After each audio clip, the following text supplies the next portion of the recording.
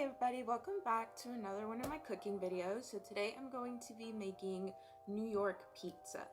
And yes, I'm aware I say pizza really weird, just bear with me. So this is another one of Liv's recipes that I'm going to try to attempt to make gluten-free. There are a few things that I change up in the recipe because I am out of ingredients. I've not gone grocery shopping, didn't see the point since I won't be home for most of this week. So without further ado, let's get to actually cooking. So we're going to need Greek yogurt, flour, baking soda, marinara sauce, fat-free mozzarella, and fresh mozzarella. So I am going to be using the same yogurt that I use for any of my baking needs when I need savory yogurt, so I can't pronounce the name still. Then my usual King Arthur measure for measure gluten-free flour, and still don't know the brand of the baking soda that I'm using because it is in this container. It's just baking soda, gluten-free baking soda. Didn't realize I needed to clarify that, but here we are. I am going to be using Great Value mozzarella.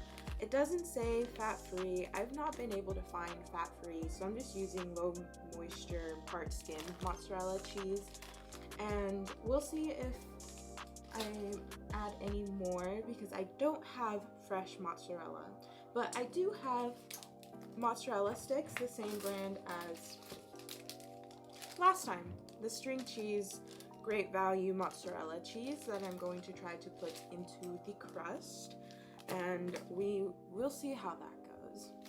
So let's add everything into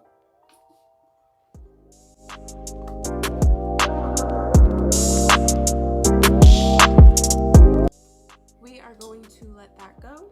It says mix crust ingredients and shape into balls, so we'll let that go for a few minutes.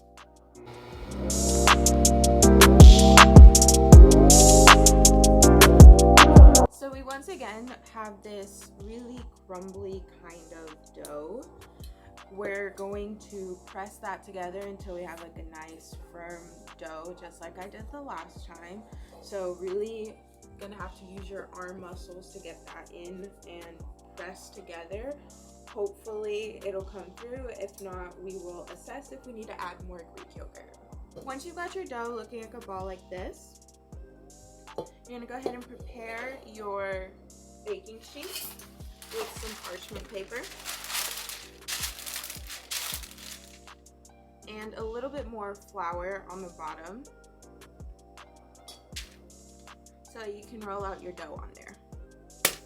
I recommend using some more flour to dust your fingers, or even the trick I used last time, using some oil so that the dough doesn't stick to your fingers. The recipe also says to use a rolling pin. I do not have a rolling pin, so we're just going to go with the pressing out from the center method. Now that you've got it nice and flattened out, rolled out, this is where you start to add the toppings. I really deviate from Liv's recipe right here. For one, it's not real New York style because I'm actually going to have a crust, because I actually like crust for my pizza. So I'm going to go ahead and add the little bits of cheese that I cut up to make that cheesy stuffed crust. And then just roll the crust in on itself to create that crust on the ends.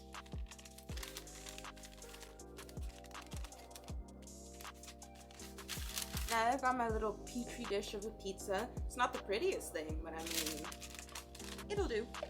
I'm gonna actually add the toppings to it. So we're gonna start with the pizza sauce. I am using simple Great Value marinara sauce.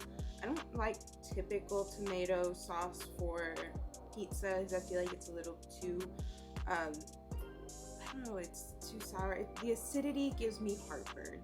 That is what I'm trying to say. So I'm not one to usually go for typical red pizza sauce.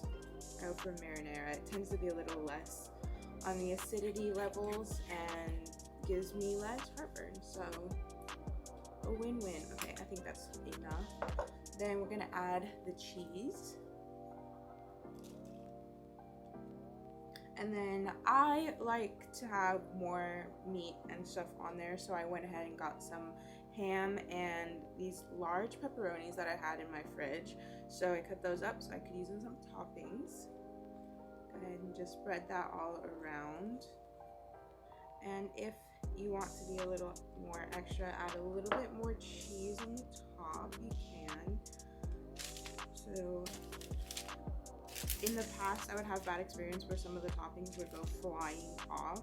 So I would add like adding extra cheese to it, but yeah. All right, and there is my pizza. We're gonna pop that into the oven for about 10 to 15 minutes. I'm gonna try my best not to burn my food this time. And I will see you guys in 10 to 15 minutes.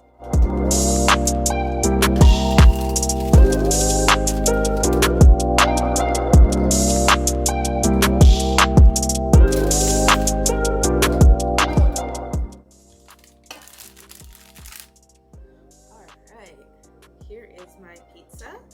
It is not burnt to a crisp this time. It's nice and brown on the edges. Still a little squishy, which I love. So let's go ahead and cut into it.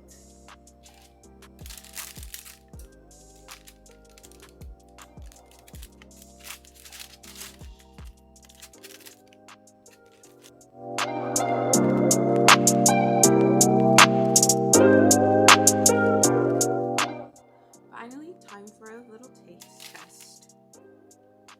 Ooh, it's so gooey. Oh my goodness. What's really nice is that the crust isn't too thin, and it's just really good. It doesn't taste doughy like a lot of other gluten-free things, and I just look at this cheese pool.